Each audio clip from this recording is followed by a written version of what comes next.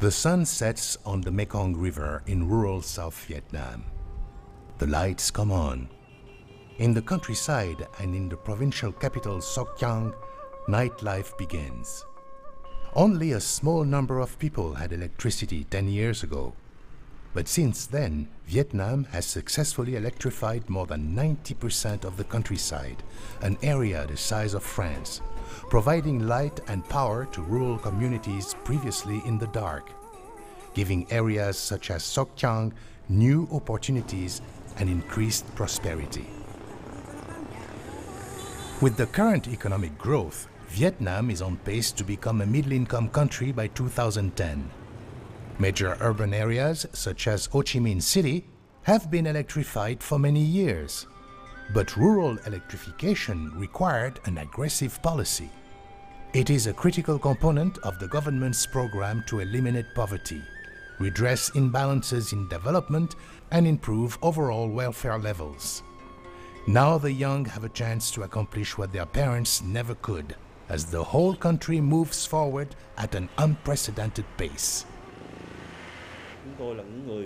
We, the insiders and the implementers, thought at the beginning this was only a dream, but now it has become real.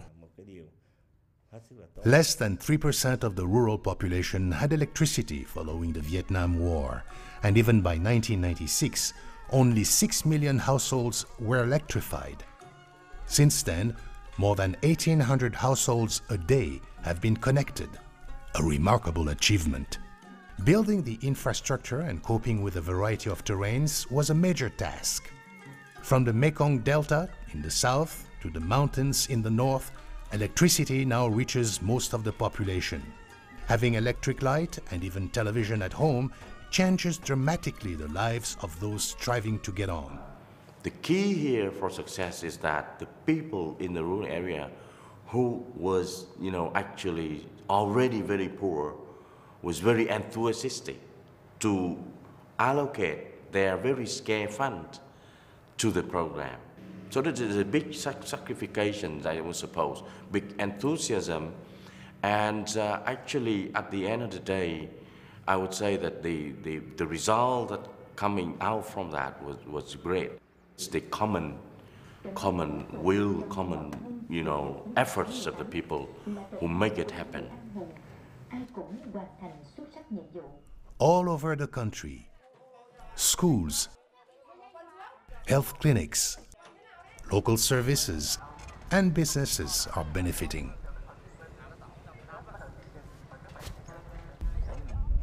I have seen many advantages from the time we got electricity here. First, for lighting. Before, when electricity was not available, we could only use oil lamps. Many people have bought fridges, cassette players, and TVs to get more news and information. For the growing number of shrimp farms along the coastline, electricity helps increase the yield and the quality. We use these turbo fans to blow the water, creating a flow and providing oxygen for the shrimp pond. The fans also clean the bed of the pond and the feeding route so that the shrimps get a feed more easily. As a result, we can raise the shrimps at a higher density. Nguyen Tang Liam has been so successful as a shrimp farmer that he has been able to extend his house. Before, I just earned enough for our essential needs. I could not save much money. But since I have applied the intensive farming techniques, I have been able to get this house. He has invested in a computer for his daughter, who is a teacher at the local school. His granddaughter benefits too for her homework. While I was preparing lectures in the past, I always had to use oil lamps. Now, electricity is available. I can prepare lectures easily in the evening. The school children can also learn in the evening after they come back from school. Liam sells his shrimp to one of the new processing plants that have started up. A secure supply of electricity for processing and freezing has helped expand the industry and the export trade rapidly. Electricity helps the local people do business more easily. There used to be only one frozen food processing factory in Sóc Trăng, and now there are 5 factories, and they rely on local sources of raw materials. The establishment of a new commercial entity called Electricity of Vietnam, or EVN, in 1995, and the commitment to aggressively pursue rural electrification in collaboration with the country's regional power companies paved the way for development. The process was accelerated with the support of international donors and the completion of a 500 kilovolt line stretching the whole length of the country. Through the International Development Association, IDA, the World Bank Group has supported the expansion of rural energy projects. World Bank President Robert Zelig visited sites in 2007. Impressed by the achievement, he confirmed the World Bank's continued support. Assistance over the years has also come from the governments of Sweden, France, Japan, the Netherlands, and New Zealand. We made a comprehensive plan to help the government of Vietnam's rural electrification program. Program 1 was designed to maintain the momentum and extend access to remote and unfavorable areas. Program 2 focused on maintaining and upgrading the network to provide enough electricity for people's life and production. The grid now stretches to the horizon, supplying electricity generated by a mix of gas, coal, and hydropower. The basic approach has been for EVN to develop the medium voltage network and for local communities to develop the low voltage system. Effective local agencies with a high degree of operating autonomy, technical competence, and good leadership have been critical. Throughout the country, farmers and traditional businesses are benefiting from the electrical supply. Pomelos are juicy and nutritious high-income fruit that grow in abundance when a secure water supply is available. Electric pumps have enabled more regular and controlled watering. The electricity network had just been here for about 3 years, but I can see that my orchard has given a much higher economic return since we have had electricity. Before, I had to water the trees manually. It cost me a lot of effort and a lot of money, and the economic benefit was not high. The reason was that the trees could not get enough water for producing fruits. Now I have moved to using motors for irrigation, so I am now able to grow trees whose fruits give me a larger return, such as pomelos and oranges. Liam takes his fruit downstream to the city. I must say that there has been a very strong cooperation between the central and local governments, different agencies, and the public in general. Rural electrification has really narrowed the urban and rural gap and has brought the various ethnic groups in the country much closer. Many ethnic groups, such as the Khmer, rely on agriculture for a living. In the Mekong, it's onions, made more abundant by regular watering with electric pumps. Before, the handheld method was more inconsistent and very tiring. These onions are our livelihood. It helps when it's a good harvest. I can do more for the children. There are roughly 1 million households still to be connected. A new project to be financed by the World Bank is proposing off-grid solutions to help service the remaining customers.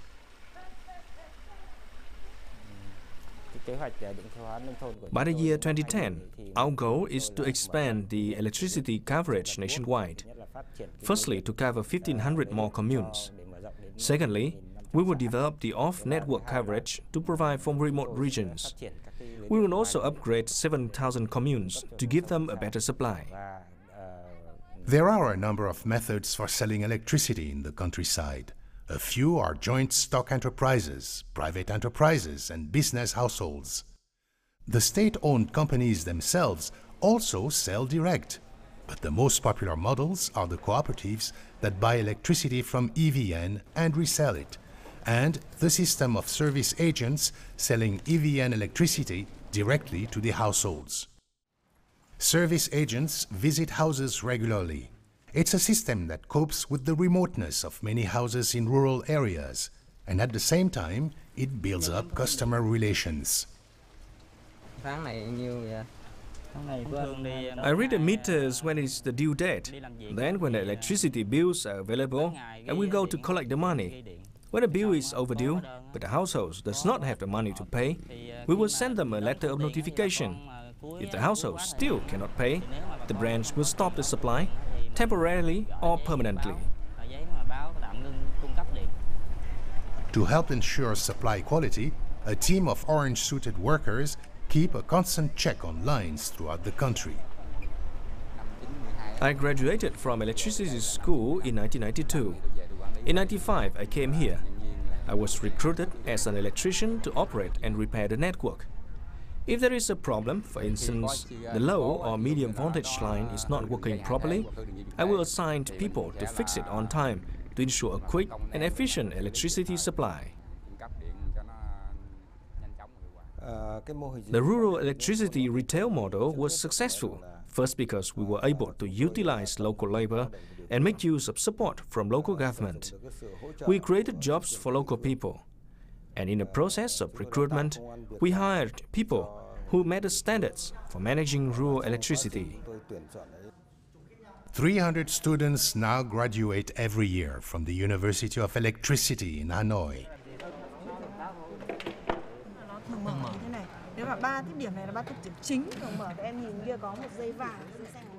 We closely cooperated with provincial power companies in order to train managerial staff and power generating technicians. Our purpose is to help them acquire knowledge, techniques, and business principles so as to better manage the rural power network. With connections nearing 100%, the government in Hanoi is concentrating on improving service and satisfying demand. Vietnam is a very consensus-driven society, and there's a slogan for rural electrification, which I can't quote it exactly, but it says, central government, local government, and the people working together for rural electrification. And rural electrification really is genuinely seen as a source of national unity. Increased demand brings new challenges of overload, supply bottlenecks, and general maintenance. Work is underway to rehabilitate existing systems, increase efficiency, and improve technical standards. All the recently built electricity network, funded by the World Bank and our own resources, have good technical standards. Older networks are in need of improvement. We have set aside 80% of our own annual depreciation capital to repair and upgrade them, to ensure safety and quality. Electricity supply, expansion, and upkeep is most difficult in the mountainous and remote areas of the north. Some off-grid solutions may be the answer for the remotest areas, but much progress has been made working closely with the local communes to extend the grid. For a mountainous province, electricity is so important. It really brings about great impact in the social life of our people. The economy is developing rapidly, especially in the service sector. With electricity, work becomes easier. And the cooperative economy is developing too, because now cooperatives can also act as electricity service agencies and get additional income. Lien Hak makes furniture. The sawmill he acquired 7 years ago has enabled him to increase his trade 5 times over. If we use a handsaw, 2 people can only cut 1 cubic meters of timber a day. With the machine, productivity may be 10 times more. Products made by machines are always more accurate, and so furniture is easier to assemble. Cooperatives buy their supply from EVN and manage everyday distribution. They meet every week to review progress and plan the community's needs.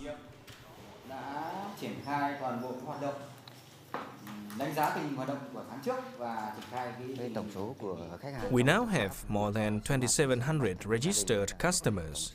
We mostly serve domestic use. We also sell electricity for business and other purposes. We try our best to reduce losses and increase quality. In this way, we meet the demands of users and secure revenue for us. Communes often employ their own agents to service rural communities. Nguyen Bach Hai manages all aspects of the electricity distribution for Soi Tien village. He reads the meters, collects the money, and checks on supply. Local people here were very eager to have electricity and fully aware of its advantages, so the work was much easier. They help us in hanging lines from poles to their houses. They also followed our guidance not to buy wires and install power appliances on their own, because they might buy wires of poor quality. Instead, the People's Committee bought the equipment for them and we install it. His grandmother has lived most of her life without electricity. It was very uncomfortable. We had to use oil lamps. It was very dark, but now we are familiar with using electricity. One of the benefits to the village has been the ability to conserve medicines and offer better, longer care at the health clinic. Hai feels more secure now, being able to bring his grandmother for checkups. He's also been able to start an internet cafe across the street.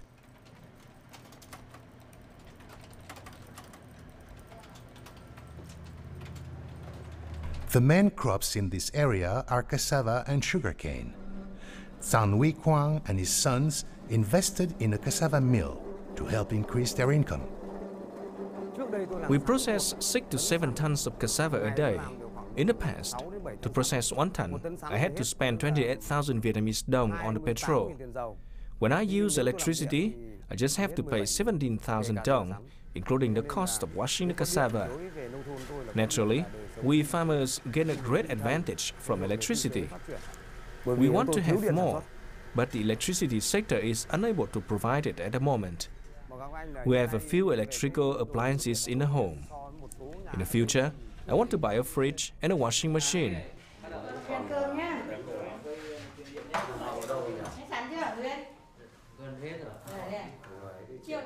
Once a month, Nguyen Bach Hai collects the tariffs from users.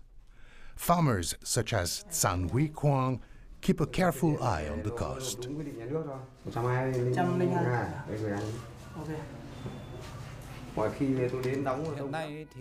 Rural electricity does cost more.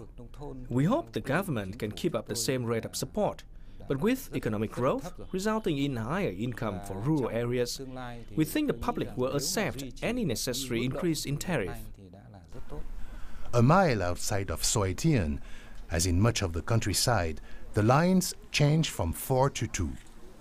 From here on, at the moment, houses can only get enough power for light and maybe a television. The last meter, the last house with electricity.